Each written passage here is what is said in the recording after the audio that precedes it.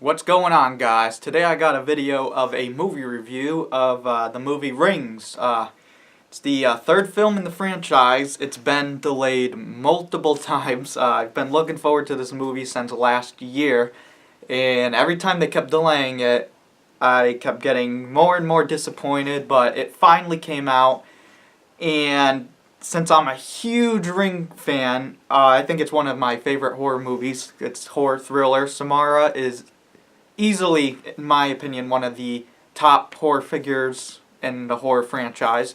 There's something very creepy about a girl in a white dress covering her face, coming out of a well, looking wet and saggy. It's just creepy.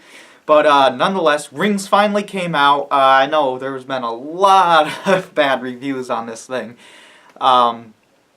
Some good ones. I actually went into this movie with expectations that I would like it, just because I'm a huge Ring fan. I actually enjoyed The Ring 2, even though a lot of people despise The Ring 2. I liked it. It's,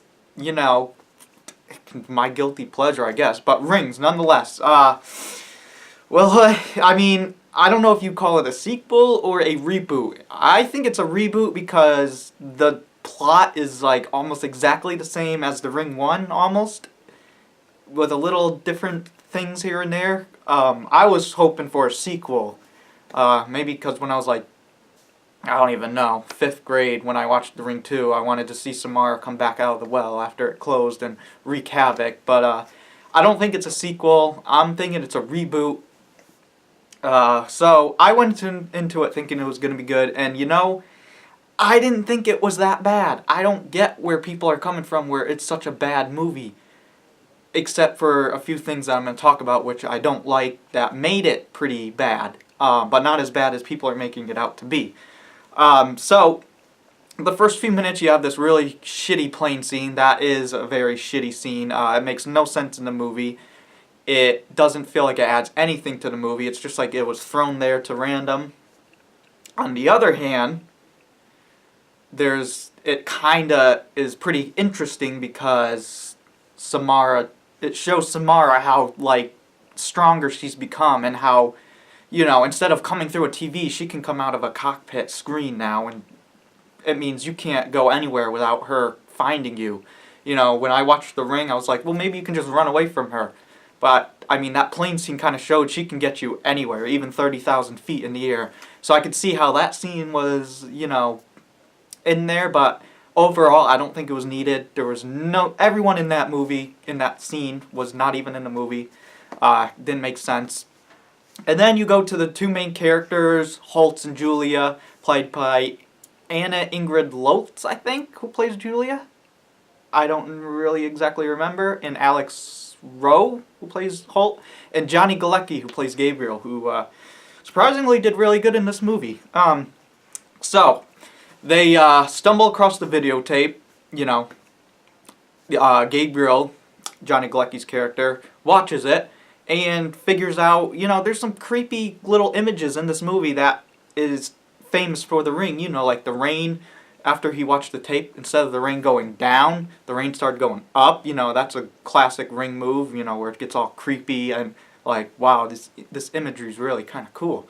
So, Gabriel finds out, he watched the tape, and now, I do agree with other movie reviews, it doesn't have like a timeline, it jumps. So, after Gabriel finds it, it jumps to these other characters, Holt and Julia. Holtz and Julia, which is, I agree with other movie reviews on this too, too many subplots. It turns into a romance thing, and I felt like that was not needed, but whatever. So it was stupid, but it turns into romance with them, and he goes off to college, she doesn't hear from him, yada yada. It turns out that Gabriel, I don't know how, in a few days, started this underground cult thing, doing an experiment with the tape. Really weird. It felt like it didn't fit in for a Ring movie.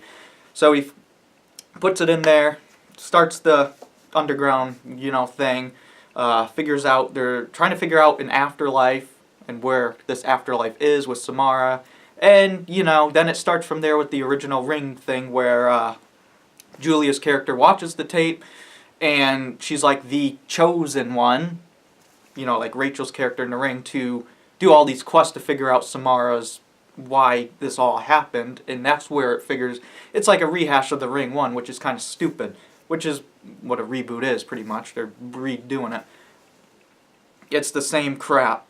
You know, she's figuring out Samara's story, trying to help her, figuring it all out. The jump scares were cheap. The Ring, I don't think, needs jump scares. It's just Samara alone, and the vibe of the movie and the cinematography makes the movie creepy. And that's what I like about The Ring. The Ring 1, yes, perfect. It makes it creepy. The Ring 2, yes, there's jump scares. I enjoyed it, though. It's my guilty pleasure. This movie, The Ring should not have any jump scares. None. It's stupid. The Ring should be a creepy thriller, not those cheap horror movies where they try to scare you. So the jump scares were stupid, hated them. But the cinematography, making it all creepy, reminded me of The Ring 1. Really creepy. Samara was very creepy, coming out of a flat screen TV now. Really kind of cool. But you know, it's kind of a rehash of The Ring 1, so, I mean, subplots went in all different directions. I do agree with movie reviewers of that. But it wasn't that bad. So I'm going to give The Ring a C+. Yeah, I enjoyed it. But if you guys watched it, let me know in the comments down below what you thought of the movie. I'd like to discuss it with you guys. So yeah, if you enjoyed it, comment, like, subscribe, and thanks for watching.